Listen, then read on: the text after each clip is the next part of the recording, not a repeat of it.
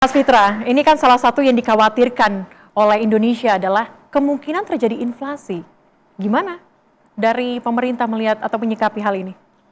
Ya, sebagaimana yang saya sampaikan tadi Mbak Celia, bahwa perkembangan inflasi year on year terakhir 1,6%. Oke. Target makro di tahun ini ya antara 2,5 sampai 2,6%. So masih within range. Apalagi jika kita juga melihat dan mencermati harga minyak dunia terkini itu sudah turun. Ya sudah harga Brent sudah 67 US dollar per barrel dari sebelumnya posisinya yang tadi sempat disebutkan 80 US dollar per barrel. Dan bahkan sebelum Trump mengumumkan ceasefire, market sudah memprice in dengan salah satu indikatornya adalah harga minyak dunia untuk 6 bulan ke depan itu sudah kembali lagi ke 60 US dollar per barrel. Jadi dari sisi market indikasi-indikasinya sudah mencerminkan bahwa kecenderungan setidaknya sampai 3 bulan ke depan ini masih lebih jinak. Tetapi tentunya kita tidak bisa bahagia dengan kondisi-kondisi terkini. Kita juga harus melihat segala kemungkinan-kemungkinan terburuk. Dan itu masih merupakan bagian atau rencana mitigasi kami di pemerintah. Bagaimana APBN selalu tersedia untuk kemudian melakukan mitigasi-mitigasi tersebut.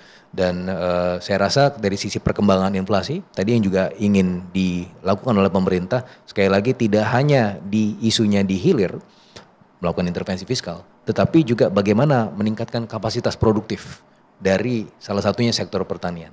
Itu adalah sektor yang menurut kami juga merupakan salah satu bukti endurance kita atau salah satu indikator endurance kita dalam menghadapi peristiwa-peristiwa gejolak global gitu.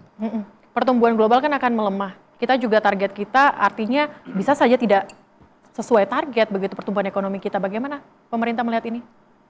Pemerintah sebagai anchor optimism tentunya selalu optimis. Okay. Kami melihat bahwa target minimal 5% itu masih bisa dicapai. Karena 5% itu adalah kalau kita balik lagi ke angka 10 tahun terakhir, on average, excluding pandemic times, masa pandemi itu dikeluarkan, itu rata-rata 5,07%. Artinya untuk kembali ke 5% sebenarnya tidak sulit. Tapi bagaimana menggesanya di atas 5%, itu adalah target kami. Kami tetap melihat bahwa target 8% ini memang harus dicapai, karena itu adalah tujuan kita untuk keluar dari jebakan pendapatan menengah. Kalau tidak diusahakan dengan keras, maka yang terjadi adalah kita menjadi tua sebelum kaya.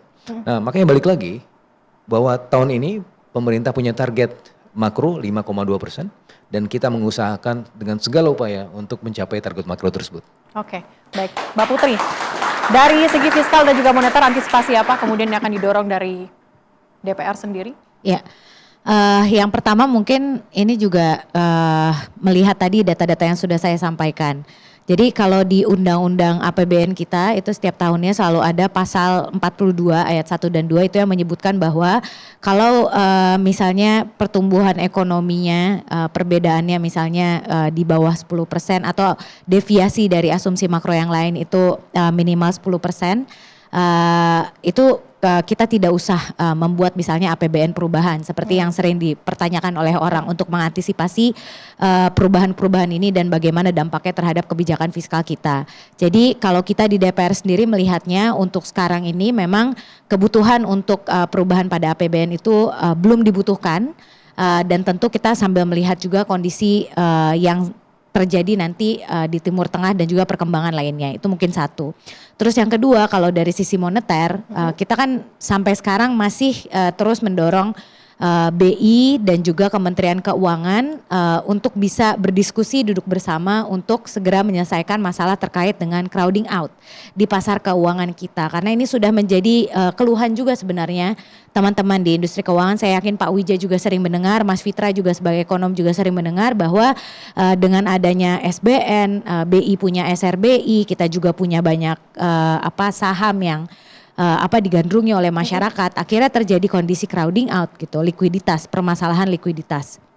Dan ini kan sebenarnya perlu ada titik temu bagaimana kita bisa memastikan bahwa masalah crowding out ini nanti tidak akan berdampak negatif terhadap kondisi likuiditas di pasar keuangan kita, dan yang paling penting adalah kucuran modal dari perbankan ke sektor real.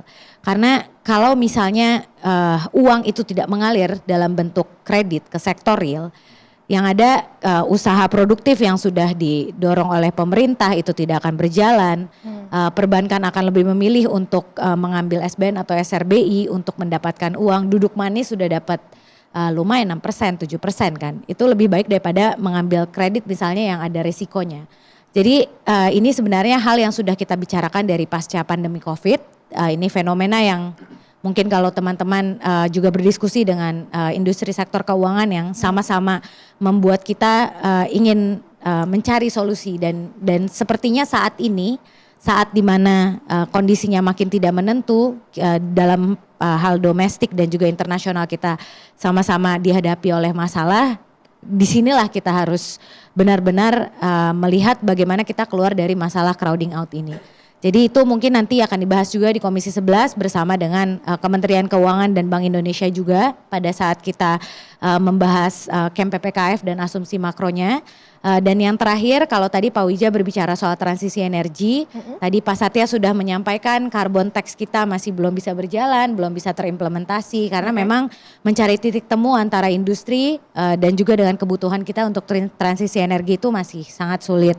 Kedua, kita juga di undang-undang harmonisasi peraturan perpajakan dan juga PPSK pengembangan penguatan sektor keuangan, kita di situ memberikan landasan untuk carbon trading atau perdagangan karbon yang sebenarnya juga untuk mendorong transisi energi. Tapi lagi-lagi kemarin OJK menyampaikan pada kita bahwa hasil dari carbon trading ini masih sangat minimal dan sangat jauh dari ekspektasi kita. Jadi berbagai hal memang sudah kita siapkan landasan hukumnya, tapi untuk pelaksanaan yang di lapangan itu memang sangat sulit dan untuk menemukan titik temu itu masih sangat sulit. Dan yang paling terakhir yang selalu menjadi keluhan dari teman-teman industri perbankan juga untuk pendanaan kredit berbasis hijau sebenarnya mereka juga sudah mendorong. Tapi kadang-kadang untuk menemukan bisnis yang viable yang memang bisa didanai itu masih sangat sulit untuk mereka. Jadi ini berbagai faktor ekosistem yang harus kita dorong untuk menyiapkan Indonesia yang tadi bisa transisi energinya dan tidak bergantung lagi pada minyak impor. Oke, baik. Dan kita harus jeda dulu, usai jeda nanti kita akan dengarkan bagaimana kemudian saran dan juga masukan dari para masing-masing narasumber terhadap ketegangan global yang mungkin saja nanti terjadi. Usai jeda tetap bersama kami.